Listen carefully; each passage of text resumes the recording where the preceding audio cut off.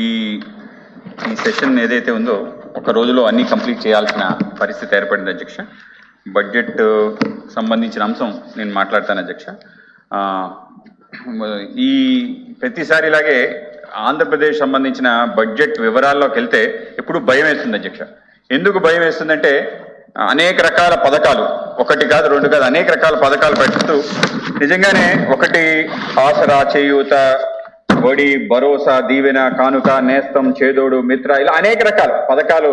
అంటే పేర్లు ఇవి, వెనకాల ముందు పేర్లు అయితే మన అందరికీ తెలుసు, గత ప్రభుత్వం ఈ ప్రభుత్వం, కానీ ఆ పేర్లు ఇన్ని పథకాల యొక్క డబ్బు సుమారు 65,000 కోట్ల రూపాయలు ఏదైతే వార్షికంగా దీనిపైన ఖర్చు పెడుతున్నారో వీటిని ఎక్కడి నుంచి తీసుకొస్తున్నారు అనేది పెద్ద చిక్కుముడి ఉంది అధ్యక్ష. ఎందుకంటే ప్రతి బడ్జెట్ లో కూడా నాకు కానీ చాలా మందికి కానీ ఆర్థిక శాస్త్రాన్ని చదివిన వాళ్ళకి అర్థం కాని ఒక విషయం ఏంటంటే ఏ విధంగా వస్తుంది ఇంత, ఈ పథకాలు ఇవ్వాలి ఇవ్వద్దు అనేది ఇక్కడ చర్చించాల్సిన అంశం కాదు.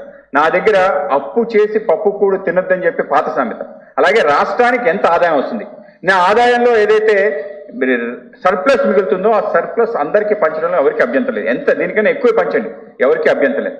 కానీ రాష్ట్రానికి వచ్చే ఆదాయం ఏమిటి అనే ఒక ఆలోచన చేస్తే ఎప్పటికప్పుడు బడ్జెట్లో మనకి ఈ స్పెషల్గా ఫైనాన్షియల్ స్టేట్మెంట్ ఏదైతే ఆ స్టేట్మెంట్లో ప్రతి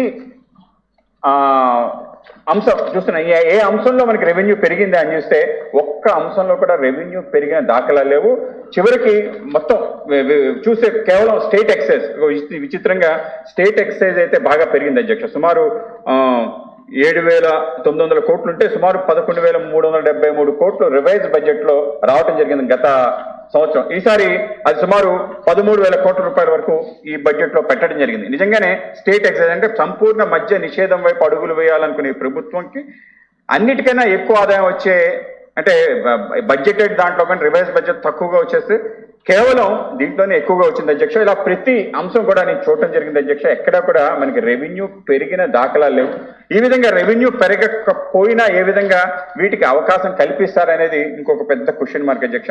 ఇంకొక పక్క మన రాష్ట్రానికి అంటే ఇందాక చెప్పారు లక్ష్మణరావు గారు, ఉద్యోగాలు పెంచారు. నిజంగా నేను సంతోషిస్తున్నాను. అనేక మందికి ఉద్యోగ కల్పన వైపు ఈ ప్రభుత్వం వచ్చిన తర్వాత సుమారు 3 లక్షల మంది పైగా కొత్తగా ఉద్యోగాలు రావడం జరిగింది. అనేక మంది ఉపాధి కోల్పోయారు, అది కూడా పక్కన ఉంది అధ్యక్ష.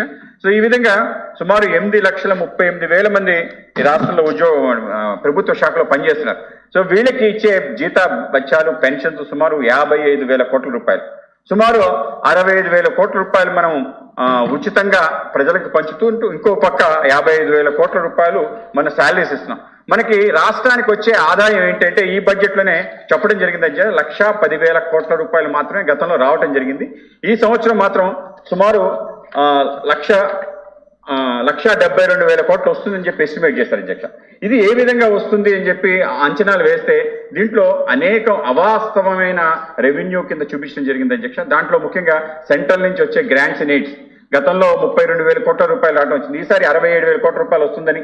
ఆ విధంగా అంటే ఆ వాస్తవానికి దగ్గరగా లేని విధంగా బడ్జెట్ ఎస్టిమేట్స్ వేసి ప్రజలందరినీ కూడా మభ్యపెడుతున్నారా అనే పిచ్చే తట్టు ఉంది తప్ప ఎక్కడ కూడా వాస్తవానికి దగ్గరగా లేదు. నిజంగానే తెలుసు లాస్ట్ ఇయర్ కోవిడ్ కారణంగా అన్ని రాష్ట్రాలు, కేంద్రం కూడా ఇబ్బంది పడింది.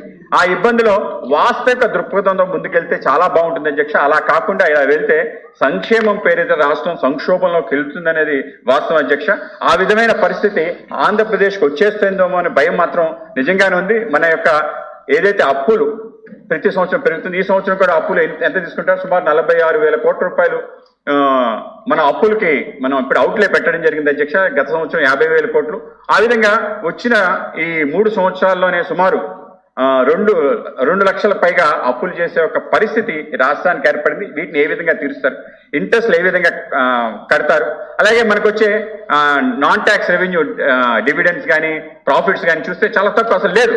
ఈ రాష్ట్రానికి డివిడెండ్స్ ప్రాఫిట్స్ అసలు గతంలో కేవలం 1 కోటి రూపాయల 73 లక్షలు రావడం జరిగింది. అంటే అతి తక్కువ డివిడెండ్స్ ప్రాఫిట్స్ ఈ రాష్ట్రానికి వస్తుంది. కొత్తగా ఆదాయం వచ్చే వనరులు ఏంటంటే ఎక్కడ కనిపించడం లేదు అధ్యక్ష. కేవలం అప్పుల ఆధారంగా, అలాగే కేంద్రం ఇచ్చే నిధులు ఆధారంగా, గ్రాంట్స్ ఇన్ ఎయిడ్స్ ఆధారంగా ముందుకు వెళ్దాం అనుకుంటే పరిస్థితి ముందుకి వెళ్లే పరిస్థితి లేదు. నిజంగానే జగన్మోహన్ రెడ్డి గారు చాలా యంగ్ మ్యాన్, అనేక రకాల కార్పొరేట్ సంబంధించిన సంస్థల్లో పనిచేశారు. ఒక దృష్టికోణంతో రాష్ట్రాన్ని ముందుకు తీసుకెళ్ళడానికి అనేక రకాల కొత్త ఆలోచనతో ముందుకు వస్తుంది. కొత్త ఆలోచనతో పాటు కొత్త ఆదాయ వనరులు కూడా ఈ రాష్ట్రంలో బాగా పెంచి దాని నుంచి డబ్బులు ఇవ్వడానికి ఒక ఆలోచన చేస్తారని చెప్పి అనుకున్నా. నాకైతే ఇప్పటివరకు కనపడలేదు అధ్యక్ష. ఆ విధంగా ఈ రాష్ట్ర ప్రభుత్వం వెళ్ళాలని చెప్పి రెండు భయంకర డెట్ టు ఈక్విటీ కానీ మన డెట్ కానీ దీని పరిస్థితి చాలా భయంకరంగా ఉంది అధ్యక్ష. ఆ విధంగా రాష్ట్ర ప్రభుత్వం దీనిపైన దృష్టి సారించాలని చెప్పి తప్పకుండా అడుగుతాను. అలాగే మనకి 3 రంగాల్లో మనం చాలా ఆంధ్రప్రదేశ్ ప్రపంచంలోనే అతి గొప్ప రాష్ట్రంగా ముందుకెళ్ళొచ్చు. వ్యవసాయం, అలాగే పశు సంవర్ధక శాఖ, అలాగే మత్స్య సంపద. వీటి మీద మనం దృష్టి పెట్టి ముందుకెళ్తే తప్పకుండానే ఇవాళ దేశంలో 40% మత్స్య సంపదలో మనదే భాగస్వామ్యం ఉంది.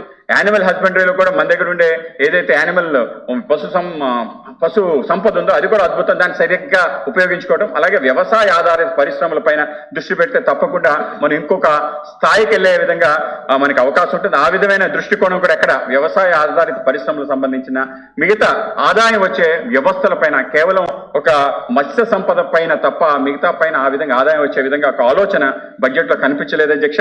అలాగే విద్య సంబంధించిన అంశం అందరికీ తెలుసు. మనకి విద్య ఏ విధంగా నడుస్తుంది, నాడు నేడు అని చెప్పి బిల్డింగ్స్ అవన్నీ తయారు చేయటం ఓకే. దానికి సుమారు హైబ్రిడ్ పథకంగా గత ప్రభుత్వం 4,000 కోట్ల రూపాయలు సమగ్రంగా ఉపయోగించుకోవడం కారణంగా ఈ ప్రభుత్వం అది ఉపయోగించుకునే అవకాశం వచ్చింది కాబట్టి ఆ విధంగా చేస్తారు.